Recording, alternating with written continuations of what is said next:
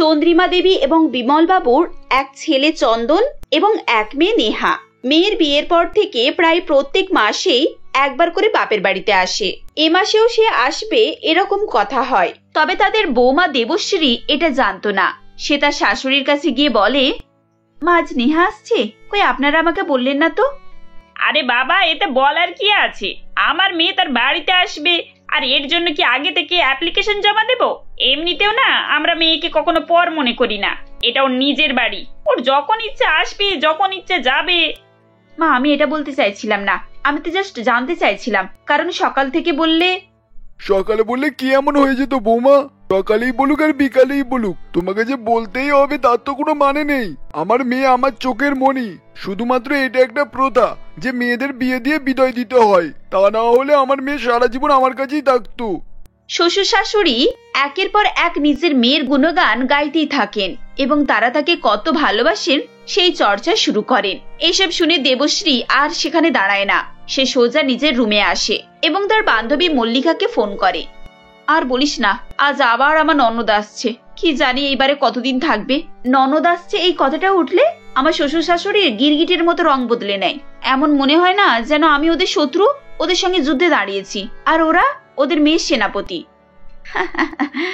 ননদের কথা আর বলিস না, ওকে ননদ বললে না ভুল হয়। ওটা তো যা, যেমন যায় যায় হিংসার কম্পিটিশন হয়, তেমন তোর ননদ তোর সঙ্গে সেরকমই করে। যা বলেছিস। দেখ না, এবার আবার বাড়িতে কীর্তন শুরু হবে। এই কদিন থেকে তোকে আর ফোনও করতে পারবো না, কারণ আমার শোয়া বসা, কারোর সঙ্গে কথা বলা, এসব আমার ননদ সহ্যই করতে পারে না। দেবশ্রী যখন তার বান্ধবীর সঙ্গে কথা বলছিল তখনই ডাইনিং রুমে চিৎকার চেঁচামেচি শুরু হয়, কারণ তার ননদ নেহা ততক্ষণে এসে গিয়েছিল। এসব কি মা? তোমরা জানো যে আমি আসবো, তাও আমার জন্য কোনো রকমের খাবার দাবার কিছু তৈরি করে রাখোনি?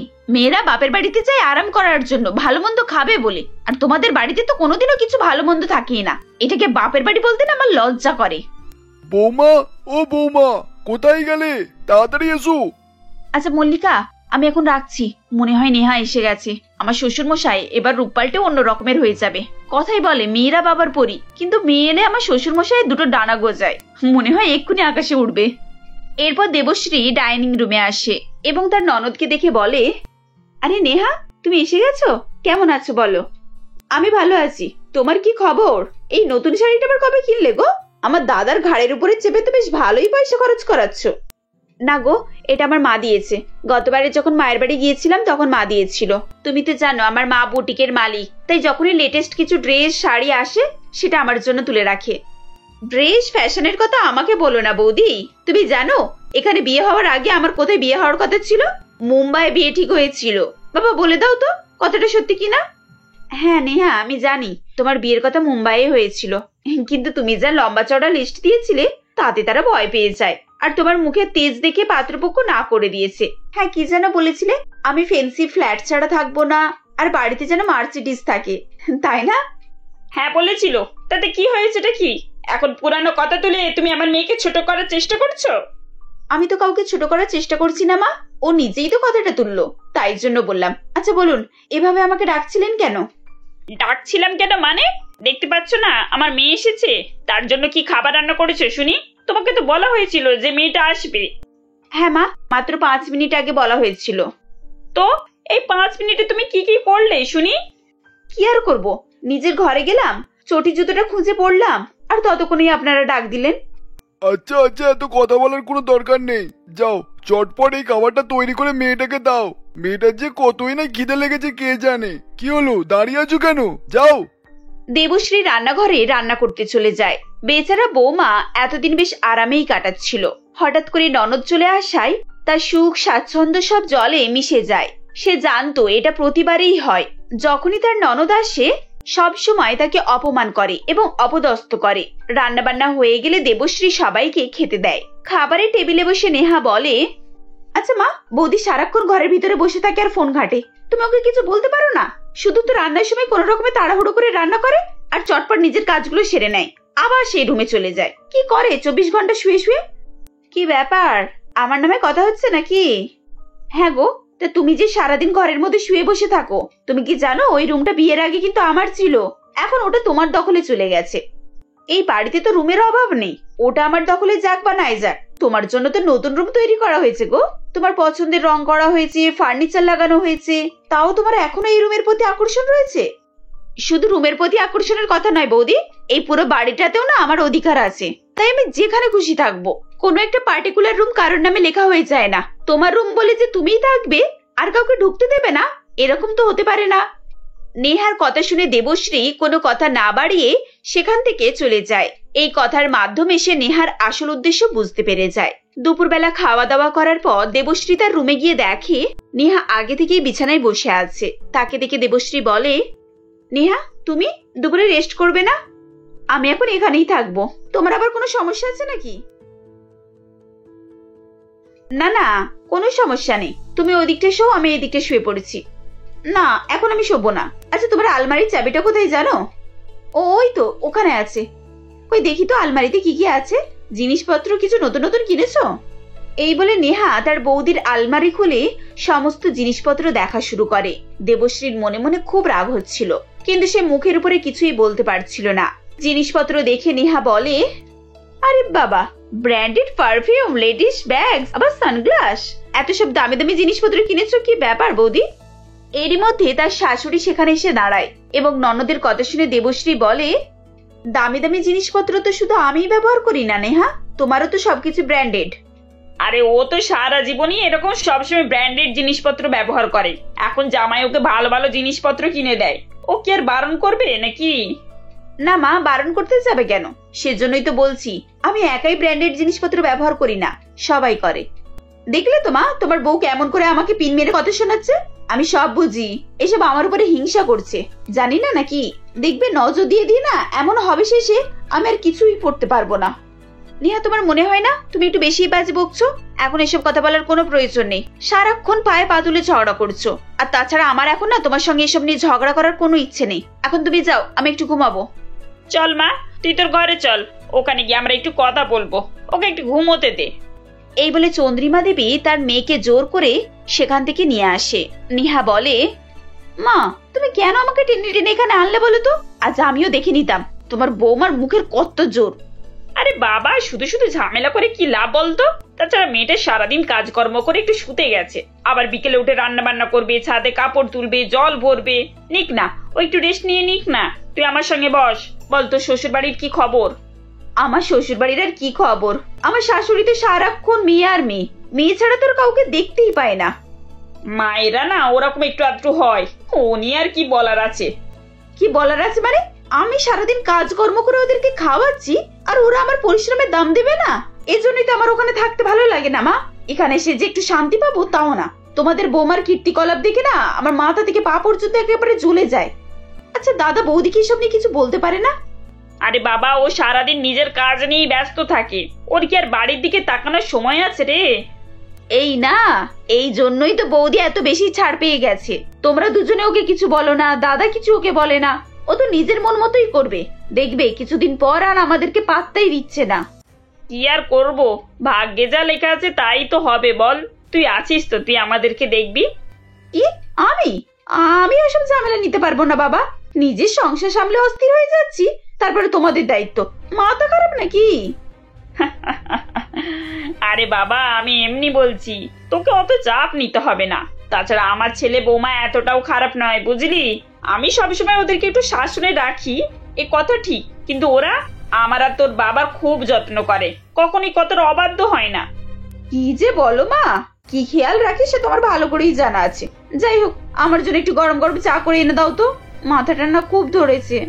চন্দ্রিমা দেবী মায়ের জন্য চা করতে চলে যান। সন্ধ্যাবেলা চন্দন অফিস থেকে ফিরে আসে এবং বোনের সঙ্গে একটু আধটু অল্প কথা বলে নিজের ঘরে চলে যায়। রাতে খাওয়া দাওয়ার পর চন্দন দেবশ্রীকে বলে, কি ব্যাপার, তোমার মুড যেন অফ আছে দেখছি, কিছু হয়েছে নাকি? না কিছু হয়নি, কি আর হবে? তোমার বোন তো মনে করে যে এই পৃথিবীতে কেবল আমি আরাম আয়েশ করি আর আমি সুখে আছি, পৃথিবীর বাকি সব মানুষ কষ্টে শিষ্টে দিন কাটাচ্ছে।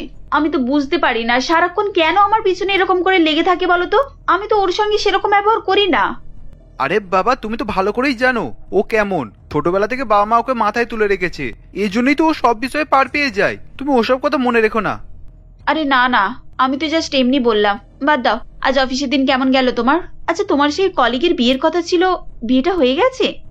আরে আরে বলো না, শুনছি তো যে বেটা নাকি অন্য মেয়েকে নিয়ে পালিয়েছে, আর 4 দিন নাকি অফিসে আসেনি। মানে এ বাবা, এরকম করার কি দরকার ছিল বলো তো? সত্যি বাবা, আজকালকার যুগে একেবারে কলি। চন্দন এবং দেবশ্রীর ঘর থেকে হাসির শব্দ ভেসে আসে। নেহা দরজার সামনে কান পেতে দাঁড়িয়েছিল। দাদা বৌদি এরকম হাসাহাসি করছে শুনে সে তার মাকে বলে, বাবা, তোমার বৌমার হাসির আওয়াজ কি গো? এই তো সারাদিন মুখ গোমড়া করে বসেছিল, আর এখন দেখো হাসির ফোয়ারা ছুটেছে। আমি সব বুঝি মা, আমি এসেছি বলে না বৌদির রাগ। আরে পরের মেয়েকে কি বা বলবো বল, মন খারাপ করিস না, আমি তো আছি। বল তোর কি লাগবে বল, আমি সব ব্যবস্থা করব। থাক মা, এখন আমার খুব ঘুম পাচ্ছে, আমি গেলাম। পরের দিন সকালে ব্রেকফাস্ট টেবিলে বসে চন্দন বলে, দেবশ্রী, তাড়াতাড়ি টিফিনটা প্যাক করে দাও, 10টা বেজে গেল যে। শোনো না, আজকে তুমি একটু ক্যান্টিনে খেয়ে নেবে? আসলে সকালে কাপড় কাচতে কাচতে না একদম সময় পাইনি। প্লিজ আজকে দিনটা একটু ম্যানেজ করে নাও। তা তো ঠিক আছে, কিন্তু তুমি এরকম ভিজে গেলে কেন? ওয়াশিং মেশিনে কাপড় কাচো তো, এত জল কোথায় থেকে এলো? আরে না না, আমি তো হাতে কাপড় কাচছিলাম। আসলে নেহা বললো ওসব দামি কাপড় মেশিনে দিলে নাকি খারাপ হয়ে যাবে। ওর দামি কাপড় ও পরিষ্কার করুক, তা তুমি সারাদিন বাড়ির সমস্ত কাজ করে তারপর আবার কাপড় পরিষ্কার করবে? ও কি শ্বশুর বাড়ি থেকে ময়লা জামা কাপড় এখানে ধুতে নিয়ে এসেছে? চন্দনের কথা শুনে নেহা সেখানে ছুটে আসে আর বলে, দাদা, তুই এভাবে বলছিস কেন? তোর বউ যদি দুটো কাপড় কেচেও দেয়, তাতে এমন কি মহাভারত অশুদ্ধ হয়ে যাচ্ছে শুনি? দেখলে তো মা, দেখলে দাদা কিভাবে বলছে? এখন তো দেখছি এ বাড়িতে থাকাও তোমাদের জন্য সমস্যার হয়ে যাচ্ছে নাকি? নেহা, তোর কথা কিন্তু খুব বড় বড় হয়ে যাচ্ছে। আমি তোকে কি বললাম যে তোর যদি কোনো নোংরা কাপড় চোপড় থাকে সেটা ধোপাকে দিয়ে পরিষ্কার করা, আর না হলে নিজে করে নে। একটা মানুষকে শুধু শুধু পরিশ্রম করানোর কোনো মানে হয় না। আরে বাবা বৌমা, তোমাকে এখন কাপড় নিয়ে কে বসতে বললো বলো তো? চন্দনকে খাবার করে দিয়ে দুপুরে তো কাপড় কাচলেই হতো। আমি তো সে কথা বলেছিলাম মা, কিন্তু নেহাই তো বললো কাপড় শুকনো হবে না, কাপড় ভিজে থেকে গেলে গন্ধ ছাড়বে। এই জন্যই তো এখন কেচে দিতে হলো। বৌদি, তুমি অমনি আমার নামে দোষটা দিয়ে দিলে। তোমার যদি কাপড় কাচার ইচ্ছে নাই ছিল তখনই আমাকে বারণ করে দিতে পারতে। তোকে বারণ করলে কি তুই শুনিস না যে আরো 10টা কথা শুনিয়ে দিস? বাবা মাকে ডেকে যেন পুরো বাড়িটাকে মাথায় তুলে নাচাচ্ছিস। ছোটবেলা থেকে তোকে দেখে আসছি, তোকে চিনি না ভাবছিস? যাই হোক, আমার এখন দেরি হয়ে গেছে, আমি আসছি। এই বলে চন্দন রাগে অফিসে বেরিয়ে যায়। বিকেল বেলা নেহা বলে, মা, আমার শ্বশুর বাড়িতে না একটু সমস্যা হচ্ছে। আমি আর তোমার জামাই নতুন ফ্ল্যাট নিয়ে অন্য জায়গায় শিফট হব, তার জন্য না কিছু টাকা দরকার। তোমার জামাই না বলছিল এই বাড়িটাকে বিক্রি করে অর্ধেক টাকা আমাদেরকে দিয়ে দাও। মেয়ের কথা শুনে বাবা এবং মা দুজনেই যেন আকাশ থেকে পড়ে। এতক্ষণ তারা মেয়েকে অনেক সাপোর্ট করলেও এ কথাই তারা দুজনে ভীষণ রেগে যায়। চন্দ্রিমা দেবী বলেন, এসব তুই কি বলছিস? বাড়ি বিক্রি করে দেবো মানে? তুই জানিস ভালো করে এই বাড়ি ছাড়া আমাদের আর কিচ্ছু নেই, আর এই বাড়ি বিক্রি করলে আমরা থাকবো কোথায়? আমি অত সবকিছু জানি না মা, তাড়াতাড়ি আমার ভাগের টাকাটা আমাকে দিয়ে দাও, নাহলে আমি কিন্তু তোমাদের নামে কেস করে দেব। তুই তোর বাবা মা দাদার নামে কেস করবি? এসব কথা তুই বলতে পারিস? তোর বিয়ের জন্য লোন নিয়েছি, ধুমধাম করে বিয়ে দিয়েছি, খরচ করেছি, যে টাকাটা এখনো শোধ করতে পারেনি, আবার তুই আবার ভাগ চাইতে এসেছিস। এবারে বুঝতে পারলাম এই জন্যই তুই এত অশান্তি করছিস। কিন্তু একটা কথা ভালো করে শুনে রাখ, আমি এবারে কোনো অংশ বিক্রি করব না। একদম তাই, ছোট্টবেলা থেকে তোকে মাথায় তুলে তুলে আমরা বিগড়ে দিয়েছি। তোর ভাগ্যে যা ছিল তা তোর বিয়ের সময় সব দিয়ে দিয়েছি, শুধুমাত্র এই বাড়িটুকু রয়েছে। আর এটা শুধু আমার ছেলের আর বৌমার। এ থেকে একটাও কানাকড়ি না আমি তোকে দিতে পারবো না। কেস করবি, জেল খাটাবি, যা করা তুই করে নে। আর শোন, কালকে তোর বৌদির বাপের বাড়ি যাব, ওর বোনের বিয়ে। কাল থেকে ওদের বাড়িতে সব অনুষ্ঠান শুরু হবে। তুই আজই না তোর বাড়ি চলে যা। এইভাবে চন্দ্রিমা দেবী এবং বিমল বাবু জামাইকে ফোন করে ডেকে নেহাকে তার বাড়ি পাঠিয়ে দেন। সেদিনে তারা তাদের ভুল বুঝতে পারেন। এরপর থেকে তারা আর কখনোই মেয়েকে এত প্রাধান্য দিত না এবং দেবশ্রী ও চন্দন সুখে শান্তিতে সংসার করতে থাকে।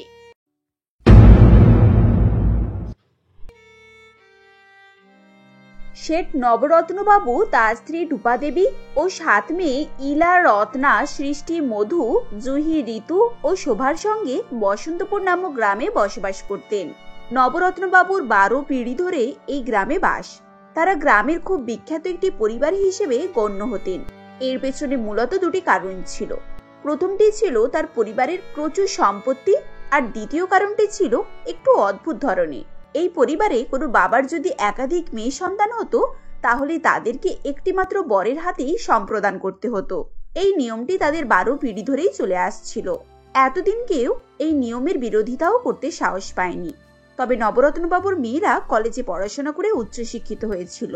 তারা বাবার মুখের উপরে তর্ক না করলেও এই ধরনের অদ্ভুত নিয়মের একেবারেই বিরোধী ছিল। এমনই একদিন রত্নার এক বান্ধবী রুমির সঙ্গে রত্না কথাবার্তা বলছিল। তখন রুমি বলে, এটা কি ধরনের অদ্ভুত নিয়ম রত্না? আমি দেশের বিভিন্ন জায়গায় ঘুরে বেরিয়েছি, এরকম নিয়ম কিন্তু আমি কোনো জায়গাতেই দেখিনি। আর তাছাড়া কোনো ছেলে কেনই বা রাজি হবে বলতো একটি পরিবারের এতগুলো মেয়ের সঙ্গে একসঙ্গে বিয়ে করার জন্য? এটা আমার পরিবারের বড়দেরকে কে বোঝাবে? তুই তো জানিস বাবা কত রাগী। বাবার সামনে তো আমরা ঠিকভাবে কথাও বলতে পারি না, আর এই বিষয়ে আলোচনা করার মতো সাহস আমাদের কারোরই নেই। তবে আমি জানি যে আমাদের 7 বোনের কেউই চায় না যে আমাদের সাথেও এরকম হোক। এই তোরা কাকিমার সাথে কথা বল, উনি না হয় কাকুকে বোঝাবেন। না রে রুমি, ব্যাপারটা অত সহজ নয়। মা তো আমাদের সমস্যা জানেন, কিন্তু তিনি বাবা জেঠু কারোর সামনে এ নিয়ে কথা বলতে চান না। আগেরবারে জেঠুর 2 মেয়ের বিয়ের সময় মা বিরোধিতা করতে গিয়েছিলেন, তখন কেউ আমার মায়ের সাথ দেয়নি। তাই এবারও সেরকম কিছু করে লাভ হবে না। আমার তো ভেবেই গায়ে কাঁটা দিচ্ছে, তোরা ওই পরিবেশে কি করে দিনরাত থাকিস বলতো? এবার আমি বুঝতে পেরেছি তুই কেন এতদিন ধরে বিপ্লবকে ফিরিয়ে দিচ্ছিলিস। রুমি, তুই এই বিষয় নিয়ে কিন্তু কারোর সামনে কিছু বলিস না। কলেজে অন্য কেউ জানতে পারলে সবাই আমাদেরকে নিয়ে হাসাহাসি করবে। শুধু পারলে বিপ্লবকে আমার সমস্যাটা জানাস, আশা করি ও বুঝে যাবে, আর অন্য কোনো মেয়েকে বিয়ে করে জীবনে এগিয়ে যাবে। এরপর রত্না ও রুমি ক্লাসের মধ্যে চলে যায়। একদিন নবরত্নবাবু গ্রামের ঘটক মশাইকে ডেকে পাঠান এবং তার হাতে 1 তোড়া নোটের বান্ডিল দেন, যেটা নিয়ে ঘটক মশাইয়ের মুখ হাসি হাসি হয়ে যায়। এরপর নবরত্নবাবু বলেন, আরে ঘটক মশাই, আপনার কাজ কত দূর এগোলো বলুন। এই তো সেটজি, খোঁজ খবর চলছে। আসলে সত্যি কথা বলতে গেলে আপনাদের এই অদ্ভুত নিয়মের জন্য ছেলেপক্ষ মোটেই রাজি হচ্ছে না। তবে আপনাদের কাজ আমি চালিয়ে যাচ্ছি। কোনো না কোনো একটা ব্যবস্থা, মানে পাত্র আমি খুঁজেই ছাড়বো। আচ্ছা ঠিক আছে, এটা আমার জন্য যথেষ্ট। আপনি যদি এরকম পাত্র খুঁজে বার করতে পারেন তাহলে আপনি যত টাকা পারিশ্রমিক চাইবেন আমি দিতে রাজি আছি। নবরত্নবাবুর কথা শুনে ঘটক মশাই আবার উৎফুল্ল হয়ে পড়েন এবং মনে মনে বলেন, ভালো একটা সোনার ডিমের মুরগি পাওয়া গেছে। এইভাবে যতদিন পারি সেট ব্যাটার কাছ থেকে টাকা পয়সা সব আদায় করে নেব। যেমন পাগল মানুষ আর তেমন পাগল নিয়ম। আরে ঘটক মশাই, কি চিন্তায় ডুবে গেলেন? মানে আমি একটা পাত্রের কথা ভাবছিলাম, আজকে গিয়ে আমি কথা বলি। যদি সম্ভব হয় এ সপ্তাহের মধ্যেই আমি সঙ্গে করে এখানে নিয়ে আসবো। আরে এরকম হলে তো খুবই ভালো হয়। আপনি যত তাড়াতাড়ি সম্ভব পাত্রীকে রাজি করে আসুন, তারপর আমি বাকি ব্যাপারটা দেখে নিচ্ছি। আচ্ছা বাবা কি বুঝতে পারে না আজ 2 বছর থেকে তাকে বোকা বানানোর চেষ্টা করছে? প্রতি 2-3 সপ্তাহ ছাড়া এসে 1 বান্ডিল করে টাকা নিয়ে উধাও হয়ে যায়, আবার 2-3 সপ্তাহ পরে এসে টাকা নিয়ে যায়। কাজের কাজ তো কিছুই করে না। আরে ঘটকদের কাজ তো ওটাই, ওরা এভাবে মানুষকে ঠকিয়ে টাকা রোজগার করতে পারলেই ওদের হলো। তাছাড়া ঘটককে দোষ দিয়ে বা কি হবে? যে কোনো মানুষের পক্ষে এরকম পাত্র খোঁজা অসম্ভব। কেউ জেনে শুনে কেন এই কুয়োতে ঝাঁপ দিতে যাবে বলতো? ঠিক এমন সময় তাদের মা রূপা দেবী সেখানে আসেন এবং বলেন, কি হলো, তোর এইভাবে দাঁড়িয়ে দাঁড়িয়ে এভাবে সময় নষ্ট করছিস কেন? কলেজে যাবি না? আচ্ছা মা, তুমি তো বাবাকে বোঝাতে পারো যে বাবা যেন এই পাগলামোটা ছেড়ে দেয়। এ ধরনের অদ্ভুত নিয়ম কেউ মানতে রাজি হবে? লোক শুনলে হাসাহাসি করবে। আগেকার যুগে যা হয়েছে হয়েছে, এখন কি এই নিয়ম নিয়ে আঁকড়ে ধরে থাকলে হবে? আমি সবকিছুই জানি মা। আজ 30 বছর ধরে আমি এই সংসারে আছি। আমি তো আসার পর থেকেই এই নিয়মের বিরোধিতা করে যাচ্ছি। বাড়ির সবাইকে অনেক বুঝিয়েছিলাম। এমনকি আমি তোর বড় জেঠুর 2 মেয়ের বিয়ের সময় 3 দিন না খেয়ে অনশন করেছিলাম, কিন্তু কেউ আমার কথা শোনেনি। কেন মা, কেউ শোনেনি কেন? এই নিয়ম না মানলে নাকি এই পরিবারের অকল্যাণ হবে। সবাই বলে এই নিয়ম ভাঙলে পরবর্তী পুত্র সন্তানের ভাগ্যে দোষ চলে আসে। যা, এ তো অদ্ভুত ধরনের কুসংস্কার এদের মনে বাসা বেঁধে আছে। এসব কি সম্ভব? সম্ভব অসম্ভব এ তো আমি জানি না বাপু, তবে সেবারে আমার উচিত শিক্ষা হয়েছিল, তাই আমি এ ব্যাপারে আর কোনো রকমের ইচ্ছা অনিচ্ছা প্রকাশ করি না। আমি চাই তোরা নিজেদের পায়ে দাঁড়া আর নিজেদের জীবন নিজেদের মতো করে বাঁচ। মায়ের কথা শুনে মেয়েরা তাকে জড়িয়ে ধরে। রত্না ছাড়া নবরত্নবাবুর বাকি মেয়েরা পুষ্পল, রবি, সমর, অজয়, প্রকাশ ও মাধবকে ভালোবাসত। তবে তারা কেউই এ বিষয়ে বাড়িতে কোনো কথা বলতো না। একদিন পুষ্পল এবং ইলা একটি নদী ধারে বেড়াতে যায়। তখন পুষ্পল ইলাকে বলে, ইলা, আমার মা খুবই অসুস্থ। কাল সন্ধ্যাবেলা আমাকে বাড়িতে ডেকে বলেছে আমার যদি কোনো মেয়েকে পছন্দ থাকে তাহলে যেন আমি বাড়িতে জানাই। তারা চায় এই মাসের মধ্যেই আমার বিয়েটা হয়ে যাক। মায়ের এই অবস্থা, ওনার তো একটু রেস্টের দরকার। আমি তোমার কথা বুঝতে পারছি পুষ্পল, আমি নিজেও তোমার সাথে বিয়ে করতে চাই, কিন্তু আমি বাড়িতে এই বিষয়ে কিভাবে বলবো বলো তো? চাপ? কিসের চাপ? তুমি কিসের জন্য ভয় পাচ্ছ? আমাদের পরিবার যথেষ্ট উচ্চশিক্ষিত পরিবার। আমার বাবা একজন নামকরা ডাক্তার, আর আমার মা তো স্কুল টিচার ছিলেন। আর তাছাড়া আমি তো ইঞ্জিনিয়ারিং কলেজে প্রফেসর। তোমার কি মনে হচ্ছে এইরকম পরিবার কি তোমার বাবা রিজেক্ট করে দেবে? আসলে ব্যাপারটা এরকম নয় পুষ্পল। আমাদের পরিবারের আসল সত্যটা জানলে তুমি হয়তো আমাকে ছেড়েই চলে যাবে। এ কথা বলে ইলা কান্নাকাটি শুরু করে। তখন পুষ্পল তার চোখে জল মুছিয়ে তাকে বোঝাতে বোঝাতে বলে, দেখো ইলা, আমি কোনো বাচ্চা ছেলে না। এই সমস্ত ব্যাপার দেখে আমি তোমায় ছেড়ে চলে যাব। তোমাকে আমি সত্যিকারে ভালোবাসি। তোমার কি সমস্যা তুমি আমাকে একবার খুলে বলো, দেখাই যাক না যদি এই সমস্যার কোনো সমাধান পাই কিনা। শেষমেশ ইলা পুষ্পলকে সমস্ত কথা খুলে বলে। সবকিছু শুনে পুষ্পল অবাক হয়ে যায়। সে নিজের কানকে বিশ্বাসই করতে পারছিল না যে তার পরিবারে এরকম অদ্ভুত নিয়মকানুন মানা হয়। ইলার পরিবারের সবকিছু শুনে যখন পুষ্পল চুপ করে থাকে, তখন ইলা বলে, দেখলে তো, আমি তোমায় বলেছিলাম তো, আসল সত্যিটা জানার পর আমার প্রতি ভালোবাসা আর থাকবে না। চুপ করো ইলা, আমি ব্যাপারটা বোঝার চেষ্টা করছি, তাই জন্যই আমি কিছু বলছি না। আমাকে কিছুক্ষণ ভাবতে দাও। কিছুক্ষণ পর পুষ্পল ইলাকে বলে, ইলা, তুমি আজকে বাড়িতে গিয়ে তোমার বাবাকে আমার সম্পর্কে সবই বলো, আর এটাও বলবে আমি তোমাদের সমস্ত শর্ত মানতেও রাজি আছি। তবে হ্যাঁ, আমি তোমাদের বাড়িতে যাওয়ার আগে তোমার সব বোনেদের সঙ্গে কথা বলতে চাই। তুমি কিন্তু এই বিষয়ে আমাকে একটু সাহায্য করবে, তারপর আমি কি করার করছি। পুষ্পলের কথা শুনে ইলা অবাক হয়ে যায়, কিন্তু সে পুষ্পলকে ভরসা করত, তাই কোনো প্রশ্ন না করে তার মতামতে সম্মতি জানিয়ে বাড়ি ফিরে আসে। সেদিন রাতে ইলা তার বাবাকে পুষ্পল সম্পর্কে বলে। সবকিছু শুনে নবরত্নবাবু খুশি হয়ে যান এবং তিনি পরের দিন পুষ্পলকে তাদের বাড়িতে আসার জন্য আমন্ত্রণ জানান। এরপর ইলা পুষ্পলকে ফোন করে এবং তার বাবার মতামত জানায়। পরের দিন পুষ্পল তার এক বন্ধুকে পুরোহিত সাজিয়ে নবরত্নবাবুর বাড়িতে নিয়ে গিয়ে উপস্থিত হয়। কথাবার্তা হওয়ার পর পুষ্পল নবরত্নবাবুকে বলে, কাকাবাবু, ইনি হচ্ছেন আমাদের বাড়ির কুল পুরোহিত। আমাদের বাড়িতে সমস্ত দেখাশোনা থেকে বিয়ে পর্যন্ত সবই ইনিই করেন। তাই আমার বিয়েতে আপনাদের তরফ থেকে কোনো পুরোহিত লাগবে না, ইনি বিয়ের সমস্ত দায়িত্ব নেবেন। ও আচ্ছা আচ্ছা, ঠিক আছে, এতে করে আমার কোনো প্রবলেম নেই। তাহলে পুরোহিত মশাই 5 থেকে দিনক্ষণ ঠিক করলেই তো হয়। শুভস্ত্র শীঘ্রই, কি বলো? হা হা হা। আরে হ্যাঁ, সেটা বটেই। তা বলছিলাম, আর কয়েকদিন পরে একটা শুভ লগ্ন আছে। তবে একটা কথা, ওই বিয়েতে বেশি লোকজন আর জাঁকজমক করলে চলবে না। 5 অনুসারে জাঁকজমক করলে কিন্তু একটু সমস্যা দেখা দিতে পারে। তা বললে কি করে হয়? আমার মেয়েদের বিয়ে বহুদিনের স্বপ্ন। আমি এক বিদ্যমান মানুষ, এইভাবে সোজাসাপটা বিয়ে সম্পূর্ণ কিভাবে করি বলুন তো? আরে এতে ভাবার কি আছে? আপনি এখন সিম্পল ভাবে বিয়ে দিয়ে দিন, পরে না হলে অনুষ্ঠান করবেন, কি বলুন? তাই না হলে হবে। আপনারা যখন বলছেন তাহলে সেরকম ভাবে বাড়ির লোকজন দেখে বিয়ে সম্পূর্ণ হবে। 8 দিন পর নবরত্নবাবুর 7 মেয়ের বিয়ে পুষ্পলের সাথে হয়ে যায়। পুরোহিত মশাইয়ের কথা অনুসারে বিয়ের কিছুক্ষণের মধ্যেই তার 7 মেয়ের বিদায় হয়। পুষ্পল, পুরোহিত মশাই এবং ইলা ও তার 6 বোন একটি গাড়িতে করে গ্রামে নদীর ধারে একটি মন্দিরে এসে উপস্থিত হয়। সেখানে গাড়ি থেকে নেমে তারা দেখে তাদের 5 বোনের জন্য রবি, সমর, অজয়, প্রকাশ ও মাধব বিয়ের পোশাকে দাঁড়িয়ে আছে। এ কি, এরা কারা? এদেরকে তো ঠিক চিনলাম না। ইলা, আমি তোমাদের পরিচয় করিয়ে দিই। ইলা, এরা হলো রবি, সমর, অজয়, প্রকাশ আর মাধব, তোমার 5 বোনের হবু স্বামী।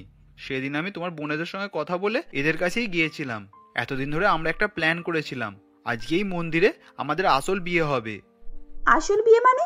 আমাদের বিয়ে হয়নি? ইলার কথায় পণ্ডিত মশাই সহ অর্থাৎ পুষ্পলের বন্ধুও হেসে ওঠে। শুধু রত্ন একটু মনমরা হয়েছিল। পণ্ডিত মশাই তার সামনে গিয়ে তার চোখ থেকে মোটা ফ্রেমের চশমা এবং নকল দাড়িগোপ সব খুলে ফেলে।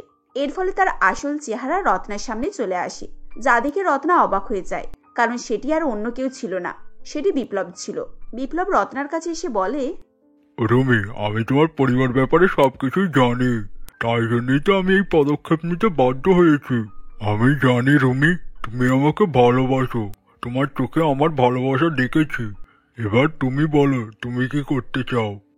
বিপ্লবের কথা শুনে রত্নার চোখে জল চলে আসে, কারণ সে সত্যি সত্যি বিপ্লবকে খুব পছন্দ করত। এরপর তারা 7 বোন তাদের পছন্দের 7 ছেলের সঙ্গে মন্দিরে বিয়ে করে। এদিকে তারা যখন বিয়ে করছিল তখন ঘটক মশাই মন্দিরের পাশ থেকে যাচ্ছিলেন। একসঙ্গে 7টি বিয়ে দেখে তিনি কৌতূহলবশত মন্দিরে যান এবং সেখানে নবরত্নবাবুর মেয়েদেরকে দেখে অবাক হয়ে যান।